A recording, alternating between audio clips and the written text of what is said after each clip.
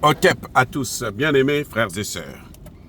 Il y a un débat très très fort sur l'invitation du nouveau président Mahama du Ghana. Il invite le président Assimi Goïta à participer à son investiture. C'est, je crois, le 6 ou le 7, dans quelques jours. Alors, les amis, beaucoup de gens trouvent que c'est une bonne chose. On a invité le président Assimi Goïta doit partir, d'autres disent qu'il ne doit pas partir et tout, machin, tout ça. Bon, moi je veux donner mon point de vue, comment j'observe la situation. Il s'agit d'une investiture. Est-ce que lors d'une investiture, c'est le président élu qui invite ou c'est le président sortant qui invite? Je ne connais pas à ce niveau la diplomatie. Quel est celui qui en fait invite les gens qui doivent venir assister?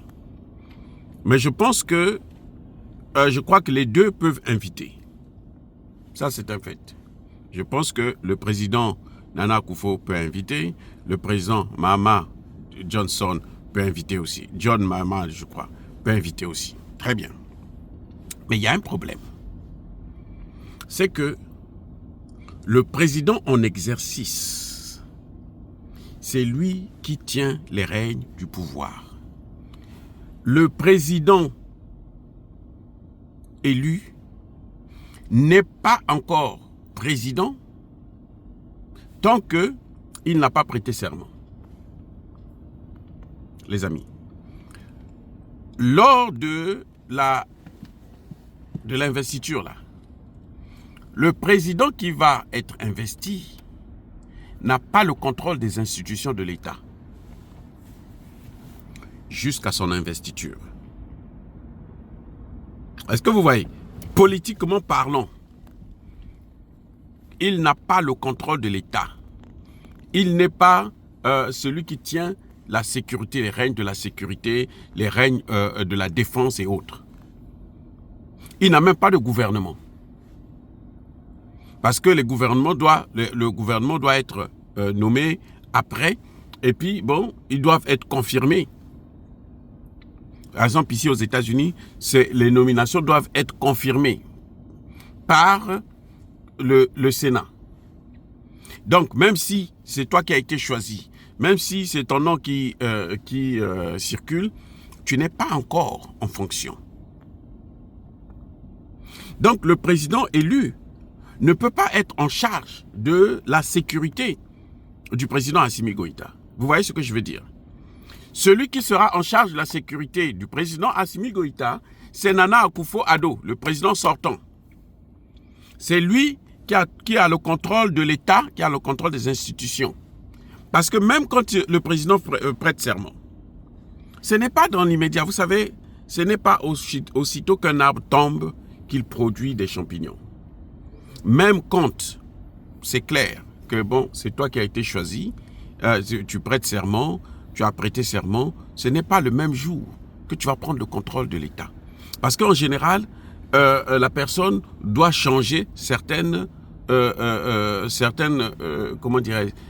hautes personnalités. À certains postes clés, il doit mettre ces gens, par exemple à la sécurité, à la défense, à les machins, les services de renseignement, qui va être là, qui ne va pas être là. Et donc, c'est quand tu prêtes serment que tu commences maintenant à les propulser, les envoyer, pour qu'eux aussi, ils puissent prêter serment. Et ça prend du temps. Ça peut prendre même 1 mois, 2 mois. Donc, jusqu'à ce qu'il prête serment, là, il n'a pas le contrôle de la sécurité. Et Nana Akufo, qui a le contrôle de la sécurité, qui décide de tout, mais lui ne contrôle pas, il ne peut pas piffrer, comment vous appelez, il ne peut pas piffrer Assimi Goïta. On a vu son comportement, comment la France l'a manipulé, et il a besoin d'argent. Les amis, ça sent mauvais, cette histoire du nouveau président ghanéen. Vous comprenez? Pour les deux raisons que je venais d'évoquer. 1. La France, le Sahel là seulement, le fait d'avoir perdu le Sahel est en train de causer des dégâts immenses en France. Et pour cela, la France est prête à tout. La tête d'Assimi Goïta là n'a pas de prix. S'ils se disent que Assimi Goïta est le président du Mali et il est le président de la Confédération. Si on touche à ce type, ça y est, ça va prendre un coup. Le temps de se réorganiser, le temps de faire quelque chose, va prendre un coup. Et le président élu là ne sera pas responsable parce que lui a seulement invité quelqu'un qui soi-disant il aime. Soi-disant, moi je dis soi-disant, parce que je ne connais pas, quand il battait campagne, vous avez entendu parler de l'AES, il a commencé à parler de l'AES quand il a quand il a gagné. Il a parlé une fois. Alors qu'il était dans l'opposition, il devrait parler de ça quand il était en train de battre campagne. Là, on allait savoir que, le type là, il vient avec de nouvelles idées. S'il est notre type, il est avec nous. Mais lui, il a commencé à parler de l'AES quand il a gagné l'élection. Il est maintenant président élu. On ne peut plus faire autrement. On ne peut plus changer la donne. Mais qu'est-ce qu'on lui a promis? Le Ghana qu'il va hériter là, c'est un Ghana qui est à genoux. Vous avez vu Tinubu? Tinubu pour le Niger, détruire le Niger. On lui a donné 300 millions d'euros. Tinubu que vous voyez là, 300 millions d'euros. Quand il est parti là récemment en France. C'est pour ça qu'il a accepté des bases militaires à la frontière avec le Niger. Pour qu'il puisse déstabiliser le Niger. On lui a donné Tinubu élu, hein. Les présidents élus africains, là, il ne faut même pas compter sur eux. Surtout, ça dit que quand un président dit « je suis élu », là, il faut l'envoyer balader, il faut se chier dans sa gueule. C'est un beau rien. Élu en Afrique, élu, président élu, avec tous les problèmes qu'il y a. Le Ghana est endetté maintenant, actuellement très endetté. Le Ghana est en train de solliciter de l'argent du FMI. Et Nana Akufo, il veut bien partir, il serait bien heureux de partir avec quelque chose, avec un trophée, la tête d'Assimi Goïta. Non, écoutez, ça on peut dire ça à des petits-enfants qui n'ont pas encore fait la politique. Je ne dis pas que forcément, le nouveau président a des mauvaises intentions. Je dis tout simplement que dans le doute, il faut s'abstenir. Je reprends, attendez, je reprends. Dans le doute, il faut s'abstenir. C'est mieux de s'abstenir. Assimi Goïta ne doit pas être comme celui qui est en train de chercher qu'on l'invite, qu'on le connaisse. Non. Assimi Goïta est élu au même titre que celui-là qui est en train de l'inviter là. C'est Assimi Goïta qui se sous-estime lui-même. Mais Assimi Goïta a été élu. Les assises nationales ont bien dit, monsieur, on te donne 5 ans. Je ne sais même pas pourquoi on l'appelle encore président de la transition. Ceux qui l'appellent président de la transition, ce sont des gens qui n'ont rien compris, des petits malades. Les gens sérieux là, ils ne peuvent plus appeler Assimi Goïta président de la transition. On l'appelle le président du Mali. Parce qu'Assimi Goïta, quand il prend des actes là, il ne prend pas des actes de transition. La transition, écoutez bien, une transition ne peut pas prendre les décisions que Assimi Goïta a prises. Changer la constitution, créer l'AES et tout. L'un président de transition ne peut pas prendre ces décisions. Donc les 3 présidents que vous voyez là, Assimi Goïta, Ibrahim Traoré, Abdourahmane Tchani, ce sont des présidents, pas des présidents de transition. Ils ne sont pas dans des transitions. La transition, quand on est président de transition, on est là pour évacuer les affaires courantes. Hein? C'est-à-dire, bon, puisque l'État doit fonctionner, il faut quelqu'un qui soit là. Mais tu ne peux pas prendre des décisions comme celles qu'ils sont en train de prendre. On reprend l'or, le contrôle de notre or, on reprend le contrôle de ceci, on crée une telle entreprise, telle usine, et tout ça, ce n'est pas le rôle de la transition, les gars. Ça, ce n'est pas le rôle de la transition. Ça, c'est le rôle d'un président. On n'est pas, nous, on voit pas on ne mesure pas la valeur parce qu'on est habitué à voir des cancres à la tête de nos États. Je dis bien, on est habitué à voir des cancres à la tête de nos États. Il passe 5 ans, 10 ans, 15 ans, 30 ans, 40 ans, 50 ans. Il n'y a rien qui peut dire comment, oh, moi je suis là, j'ai inventé tel machin. On a créé telle usine. Non, il n'y en a pas. Tu vois? Donc, les amis, vous voyez bien que ce n'est pas, c'est quand même un problème pour les dirigeants africains. Moi, je ne fais pas confiance. Je ne fais pas confiance. S'il n'y avait que moi, ce type-là, Assimi Goïta ne devrait pas partir. S'il n'y avait que moi, si c'est moi, hein, vous me dites, ah, je suis le conseiller du président Assimi Goïta.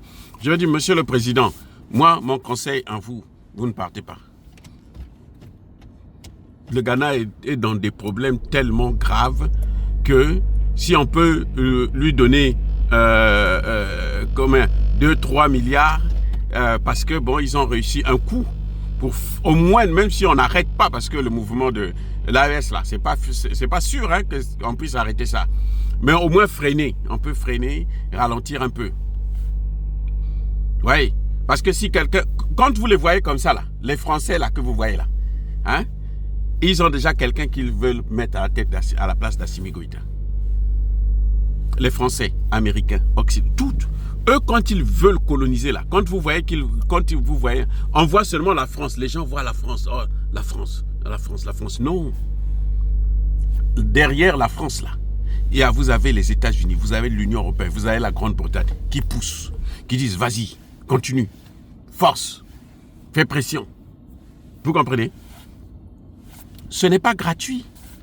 Ce n'est pas un seul pays, ce n'est pas seulement la France. Mais pour coloniser nos pays, vous savez, c'est quoi la conférence de Berlin de 1885? Parce qu'ils se battaient maintenant sur notre sol pour des matières premières qui nous appartiennent. Et donc, ils ont organisé cette conférence-là pour déterminer comment ils doivent piller l'Afrique ensemble. Et ils sont comme ça. Pour détruire la Libye, il y a eu combien de pays? Les pays de l'OTAN. Pas moins de 30 pays pour détruire la Libye. Sans compter les pays arabes, Qatar et tout, machin, tout ça là. Pas moins de 30 pays. Assimi Goïta peut envoyer son ministre des Affaires étrangères, son premier ministre, je ne sais pas qui, il n'a qu'à partir là-bas. Pourquoi c'est seulement lui qui doit partir? Parce que c'est Assimi Goïta. Le Ghana là, c'est chez lui. À n'importe quel moment il ira. Il n'a qu'à seulement rassurer le nouveau président que je suis content de l'invitation. Mais j'envoie mon ministre, tel ministre. Surtout le ministre Diop qui est habitué à ça. Bon, on va aller régler ça, aller représenter Assimi Goïta. Oui. Et puis promettre au président que non, dès que vous allez vous asseoir au pouvoir, on va travailler ensemble. C'est-à-dire qu'on aura l'occasion de se voir, je viendrai, vous viendrez. Voilà, c'est tout. Parce que ce président-là, qui a invité là, il peut avoir de bonnes intentions, mais il ne contrôle rien en ce net moment. Jusqu'au jour où il va prêter serment. Et même quand il prête serment, mais attendez, même l'avion, quand l'avion décolle là, ça ne se décolle pas automatiquement. Même les fusées, les rafales, les machins, tout ça là, il y a le temps d'obtenir, d'aller jusqu'à la vitesse accélérée et puis avancer. On part passer pas n'importe comment. Il vient d'arriver, il a besoin de s'asseoir, il a besoin de s'organiser, il a besoin de comprendre les tenants et les aboutissants, notamment dans le domaine de la sécurité. Et vous savez, il y a une autre chose que j'allais oublier. Savez-vous qu'au Ghana aussi, il y a des bases militaires occidentales pour former les terreaux? Vous le savez? Vous ne savez pas ça? Qui ne sait pas ça? Qui ne sait pas ça? Qu'il s'informe? Informez-vous. Le Ghana n'est pas exclu de la liste des pays africains qui sont en train de former des terreaux pour déstabiliser l'AES. Le Ghana est un pays de la CEDEAO. Si ce type-là voulait vraiment l'AES, lui, il allait déclarer pendant sa campagne, ou même après la campagne, que moi, la CEDEAO, là, si ce n'est que comme ça, je sors. La CEDEAO n'arrive même pas à changer de monnaie, avoir une monnaie. Il n'arrive pas. Lui, qu'est-ce qu'il a dit? Il vous a promis qu'il n'en va sortir? Non. Alors, attendez. Lui, il veut avoir démarré avec l'argent qu'il va obtenir sur la tête d'Assimi Goïta. Il est fou, quoi. Pour moi, il est complice. C'est pas normal. C'est pas normal. Le fait de faire tout un tapage autour de ça. Pourquoi ils n'ont pas appelé tous les 3 pays de l'AES?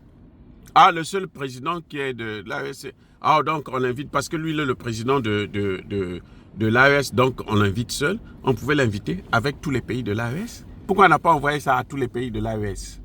Lui qui les aime tant. Oh, attendez, écoutez. Les amis, on ne peut pas jouer avec ça.